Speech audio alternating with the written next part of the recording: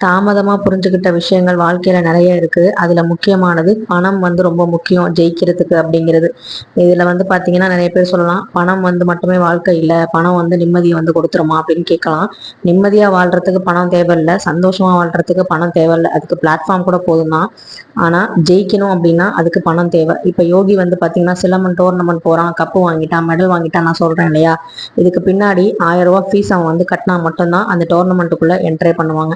எத்தனையோ பேர் சாதிக்க முடிஞ்சவங்க, நிறைய டேலண்ட் இருக்க பிள்ளைங்க காசு இல்லாத காரணத்தினால அவங்கள்ட்ட அந்த வாசலை கூட தொட முடியாத சூழ்நிலை தான் இருக்காங்க. அதனால நம்ம பிள்ளைங்களுக்கு கல்வி அழியாத செல்வம். ஆனால் அந்த அழியாத செல்வத்தை நம்ம அழியாமல் வச்சுக்கணும் அப்படின்னா, நமக்கு மரியாதை வேணும், சுயமரியாதை இருக்கணும் அப்படின்னா கண்டிப்பாக அதுக்கு நம்மளுடைய சுய காசு, சுய சம்பாத்தியம் ரொம்ப முக்கியம் அப்படிங்கிறதையும் நம்ம பிள்ளைங்களுக்கு சொல்லித்தரணும்.